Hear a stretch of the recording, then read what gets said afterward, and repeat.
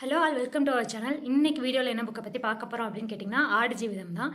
புக்கை பற்றியும் நம்ம பார்ப்போம், ப்ளஸ் மூவியை பற்றியும் நம்ம எப்படி இருக்குது அப்படின்றத பற்றியும் நம்ம பார்ப்போம். Okay, welcome to our channel. Stick with book.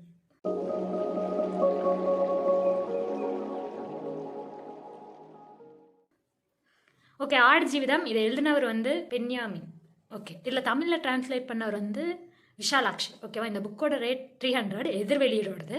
And இந்த புக் என்ன சாகித்ய அகாடமி அவார்டு வின் பண்ணியிருக்கு கேரளாவில்.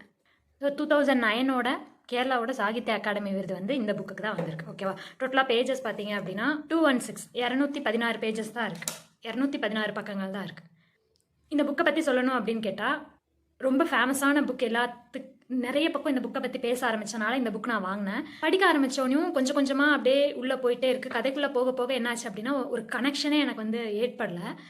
ரொம்ப அழகான தமிழ் டிரான்ஸ்லேட் பண்ணது உண்மையாலுமே ரொம்ப சிம்பிளாக ஈஸியாக நம்மளால் ஈஸியாக ஃபாஸ்ட்டாக ரீட் பண்ணிட முடியும்னு வைங்களேன். இவ்வளோ ஃபாஸ்ட்டாக நான் எந்த தமிழ் புக்கும் எனக்கு ரீட் பண்ணி ஞாபகமே இல்லை, அவ்வளோ ஈஸியாக இருக்குது.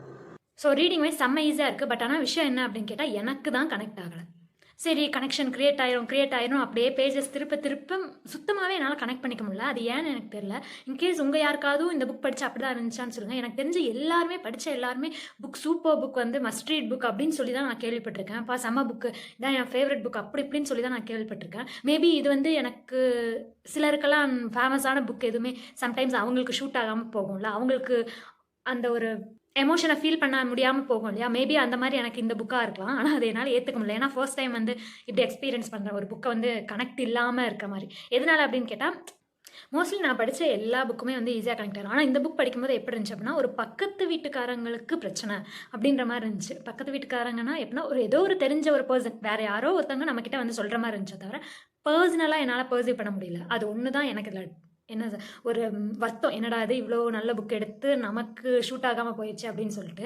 இன்கேஸ் இந்த மாதிரி ஷூட் ஆகாமல் கண்டிப்பாக யாருக்குமே இருக்காது. அப்படி யாருக்காவது இருந்துச்சு இந்த புக் பர்டிகுலராக அப்படின்னா கமெண்ட்டில் சொல்லுங்கள். ஓகே, ஸோ இந்த புக்கோட கதை பற்றி சொல்லணும் அப்படின்னு கேட்டால் நஜீப் அப்படின்னு ஒருத்தர் இருக்காரு. வெளிநாட்டுக்கு போய் தான் சம்பாரித்து சீக்கிரம் நம்ம முன்னேறணும் அப்படின்ற ஒரு ஆசையோடையும் கனவோடையும் லட்சியத்தோடையும் போகிறவருக்கு இங்கிலீஷ் தெரியாது, எந்த லாங்குவேஜும் தெரியாது. அவருக்கு தெரிஞ்ச லாங்குவேஜ் எல்லாம் மலையாளம் மட்டும்தான். ஓகேவா, இது உண்மையான ட்ரூ ஸ்டோரி பேஸ்டு வந்த நாவல் இது இல்லையா.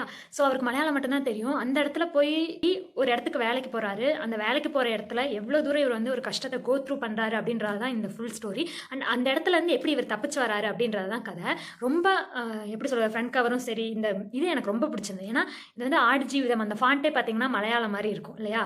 அண்ட் அதே மாதிரி ஆடு ஜீவிதம் அப்படிங்கிற அவர் என்ன பண்ணுவார் அப்படின்னு கேட்டால் ஒரு ஆட்டு மந்தைங்களை மெயின்டைன் பண்ணுற வேலை தான் அவர் நடத்திட்டு இருப்பார். ஸோ கொஞ்ச நாள் போக போக என்ன அவர் அந்த ஆடோட ஒரு நபராகவே சேஞ்ச் ஆயிடுவார். அவர் அப்படிதான் நினைச்சுப்பார். ஓகேவா, ஸோ அதனால இங்கே பார்த்தீங்களா ஒரு ஆடுக்கு மனுஷங்களோட மூஞ்சி இருந்தால் எப்படி இருக்குமோ அந்த மாதிரி வரைஞ்சிருக்காங்க. ஆனால் அதே மாதிரி அவரோட வாழ்க்கை ஃபுல்லாக இந்த மண்ணும் இந்த வானமும் மட்டும்தான் இருக்கும், பாலைவனம். ஏன்னா அவர் ஒர்க் பண்ணுறது பாலைவனம் இல்லையா. ஸோ அங்கே ஃபுல்லாமே இந்த ஸ்கை ப்ளூவும் இந்த மண்ணும் தான் இருக்கும். அந்த இடத்துல ஸ்கையும் மண்ணும் மட்டும்தான் இருக்கும். ஓகே, அவர் எங்கேருந்து தப்பிச்சு வராரா விளையாடுறது தான் கதை. ஆக்சுவலாக இதில் ரொம்ப முக்கியமான விஷயம் என்னன்னு கேட்டால் இதை படிக்கும்போது இந்த மனுஷனுக்கு இப்படி அந்த ஒரு தைரியம், என்ன சொல்லுவாங்க, இன்ஸ்டிங்க்டா ஏதோ ஒன்று நம்ம வாழணும் அப்படின்ற ஒரு ஆசை அவ்வளோ தூரம் இருந்திருக்கு. அதுக்காக எவ்வளோ இவர் போராடி இருக்காரு அப்படின்ற மாதிரி இருந்தது. ஆனால் அதே மாதிரி கடவுள் நம்பிக்கையும் இவருக்கு நிறைய இடத்துல கை கொடுத்துருக்கும் தான் தனியாக இருக்கப்ப. ஸோ அது ரொம்பவுமே அழகாக இருந்துச்சு. ஏன் நமக்கு ஒரு கடவுள் நம்பிக்கை தேவை, எந்த சூழ்நிலையில் அது நமக்கு ஹெல்ப்ஃபுல்லாக இருக்குங்கிறது ரொம்ப அழகாக இல்லை பிடிச்சிருந்துச்சு எனக்கு. ஆல்ரெடி இந்த மாதிரி ஒரு கடவுள் நம்பிக்கை ஏன் வேணும் அப்படின்ற மாதிரி ஒரு கண்டென்ட்டில் நம்ம சார் நிவேதிதா நிழலற்ற பெருவழி அப்படின்னு சொல்லி ஒரு புக் சஜஸ்ட் பண்ணியிருப்பாரு. ஸோ இங்கேயும் அதே மாதிரி சின்ன இடத்துல அந்த மாதிரி வர்றது ரொம்ப அழகாக இருந்துச்சு. சரி, ஓகே, இந்த புக்கில் என்ன ஆச்சு அப்படின்னு கேட்டால் கடைசி முடி எனக்கு கனெக்ட் ஆகலைன்னு சொன்னேன் இல்லையா. ஒரு 15 பேஜஸ் இருக்கும். ஓகேவா, 15 பேஜஸ் இருக்கும். அதோட நான் ஸ்டாப் பண்ணிட்டேன் படிக்கிறத. சரி, இதுக்கு மேலே வேண்டாம், நம்ம பேசாமல் மூவியை போய் பார்த்தோம், அது கனெக்ட் ஆகுதா அப்படின்னு சொல்லிட்டு போய் படத்தில் உட்காந்தாச்சு. மூவியை பற்றி சொல்லணும் அப்படின்னு கேட்டால் மூவியில் எனக்கு ரொம்ப பிடிச்ச விஷயம் என்னன்னு கேட்டால் மியூசிக் எனக்கு ரொம்ப பிடிச்சிருந்தது. நிறைய இடத்துல ரொம்ப அழகாக இருந்தது. அந்த கதைக்கு ரொம்ப அந்த மியூசிக் இன்னும் எடுத்து கொடுத்தது அப்படின்னு சொல்லலாம். அதுக்கப்புறம் தான் சர்ச் பண்ணேன் யார் ஆடு ஜீவிதமோட மியூசிக் டைரக்டர் அப்படின்னு பார்த்தா ஏஆர் ரஹ்மான். ஃபர்ஸ்ட் ஆஃப் எனக்கு கொஞ்சம் ஸ்லோவாக இருந்துச்சு. இல்லை உண்மையை சொல்லணும்னா இன்கேஸ் இது புக்கு படித்த பர்சன்ஸோ இல்லை புக் பேஸ்டு இல்லாத பர்சன்ஸ் போய் மூவியை பார்த்தாங்க அப்படின்னா ஃபர்ஸ்ட் ஆஃப்ல எல்லாம் கண்டிப்பாக தூங்கிடுவாங்க அப்படின்னு தான் சொல்லணும். ரொம்ப ஸ்லோவாக போணுச்சு அப்படின்னு சொல்ல முடியாது. புக்கில் இருக்க எசன்ஸ் அப்படியே அங்கே கொடுத்துருக்காங்க அப்படின்னு தான் சொல்ல முடியும். ஒரு 75 to 80% புக்கில் இருக்க கண்டென்ட் மூவியில் வந்துருச்சு. அப்படியே டிட்டோ, அப்படியே காப்பி பேஸ்ட் அப்படின்ற மாதிரி ஒரு 75 to 80% ஸ்டோரி வந்துருச்சு. ஸோ அப்போ எப்படி இருக்கும்? அப்படியே நாவலில் இருக்கிறத மூவியாக எடுக்கும்போது கொஞ்சம் ஸ்லோவாக இருக்கும், கொஞ்சம் ட்ரையாக இருக்கும். எல்லா எமோஷன்ஸையும் நம்மளால் வந்து ஒரு புக்கில் சொல்கிற மாதிரி மூவியில் சொல்லிட முடியாது. அதுவும் அவர் தனியாக இருக்கார். அவர் யோசிக்கிற எமோஷன்ஸ் எல்லாம் எப்படி வெளிக்காட்டுறது? சின்ன சின்ன இடத்துல ரொம்ப அழகாக வந்து எக்ஸ்பிளைன் பண்ணியிருந்தாங்க. அந்த ஒரு ஒரு பேராகிராஃபில் இருக்க அர்த்தத்தை வந்து அவர் ஒரு பார்வையில் எக்ஸ்பிளைன் பண்ணதெல்லாம் ரொம்ப அழகாக இருந்துச்சு. செகண்ட் ஆஃப் ஓகே சூப்பராக இருந்துச்சு. புக்கு படித்தப்போ கூட எனக்கு ஒரு பர்சனை ரொம்ப பிடிக்கல. மூவி பார்த்ததுக்கப்புறம் இப்ராஹிம் அப்படின்ற பர்சனை எனக்கு ரொம்ப பிடிச்சிருச்சு. அவ்வளோ அழகாக அந்த கேரக்டர் நரேட் பண்ணியிருக்காங்க மூவியில். உண்மையாலுமே எனக்கு அந்த பர்சனை ரொம்ப பிடிச்சிருச்சு. அப்பார்ட் ஃப்ரம் தட் புக்கா மூவியா அப்படின்னு கேட்டால் மூவி வந்து ஓகே. ஆனால் ஒரு காமன் ஆடியன்ஸ்க்கு அந்த படம் பிடிக்குமா அப்படின்னு கேட்டால் எனக்கு தெரியலை. ஒரு புக் படிச்சுட்டு நீங்கள் அந்த படத்தை போய் பார்க்குறீங்க அப்படின்னா கண்டிப்பாக உங்களுக்கு பிடிக்கும்.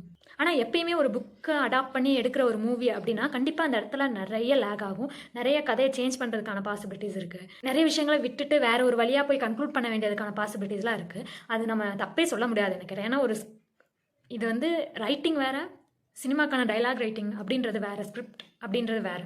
ஸோ அதை கனெக்ட் பண்ணி எடுக்கிறதுன்றது ரொம்பவுமே கஷ்டமான விஷயம்.